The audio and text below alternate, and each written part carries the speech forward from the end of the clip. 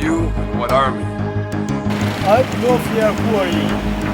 I'm coming here to challenge you. I can challenge you and I can beat you.